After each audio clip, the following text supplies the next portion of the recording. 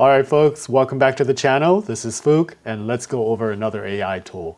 So today we're going to talk about Gemini with deep research.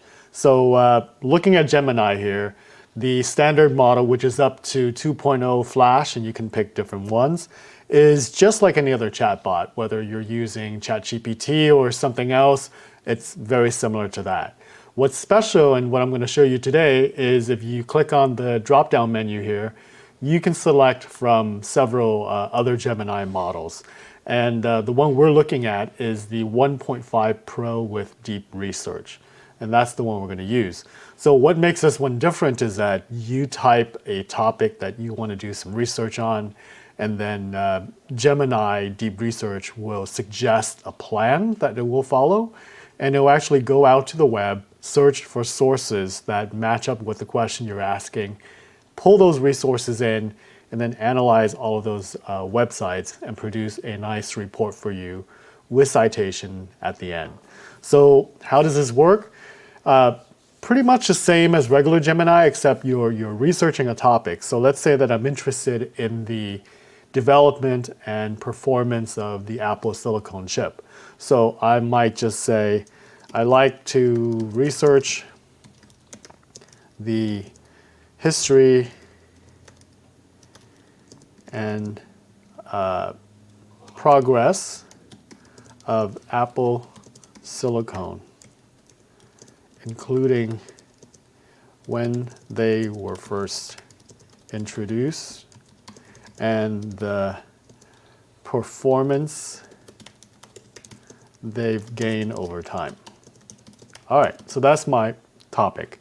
Just like anything with AI, the more context and detail you can provide, the better the result will be.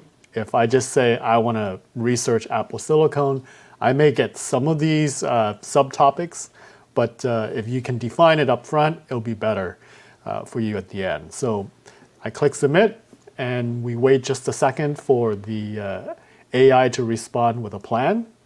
So here's the plan that it's put together that you can modify if you like.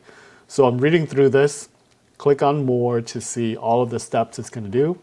So it's going to go out, search the web, and look for the history and progress of Apple silicon. So it's going to find first date of introduction, fine.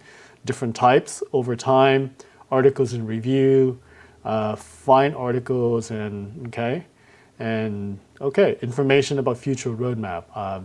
I think that's great. Maybe I want to add in a little bit about how Apple silicon performs a large language model. So I can go ahead and just edit the plan and say, can you also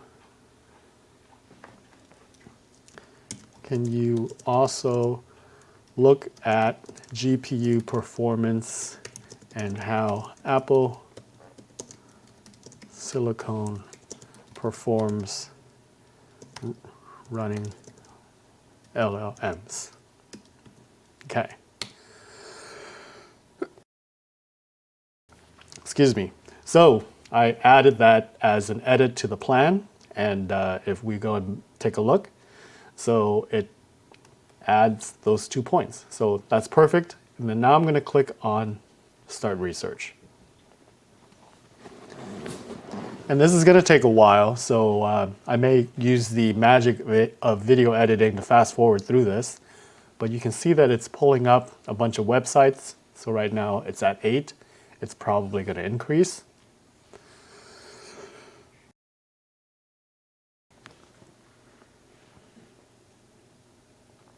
All right.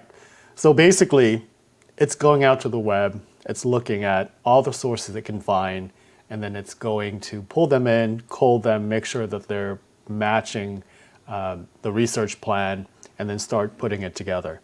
So what makes this great is that almost all of this is done for you. You just have to create the plan, edit it if necessary. You can argue that using Google Notebook LM, which is free versus this service, you can do pretty much the same thing. The difference is that if you're using Notebook LM, you have to go out and gather the sources yourself. Finding those websites, finding those source documents, get them into the notebook, and then have the notebook generate your briefing summary and all of that. And that would work, and it wouldn't cost you any money. This just makes it a lot more straightforward and simple and very easy to use. So in order to actually have access to this, you do need to be on the Pro plan, which is $20 a month. I am on my last day of the Pro plan, and I don't think I'm going to renew it. I think I'm going to keep the free Notebook LM and just do the legwork myself. The reason for that is that I don't do enough of the deep research to make spending 20 bucks worth it. If you do a lot of that stuff and you think this is going to save you a lot of time, then by all means sign up for the service.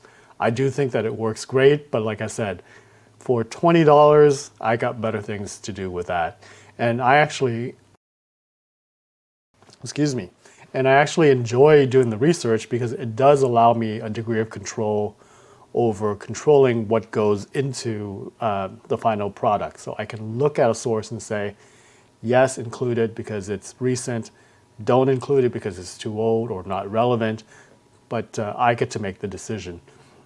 When you use Gemini with deep research, Gemini deep research makes all the decision for you based on the plan. So really the only input you have is upfront when you're creating and editing the plan.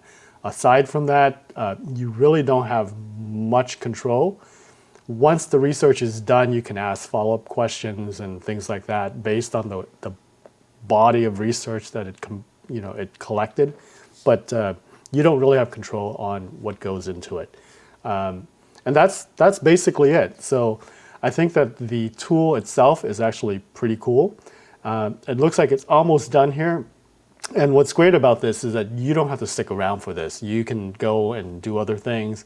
And next time you come back when it's ready, you can go ahead and read it.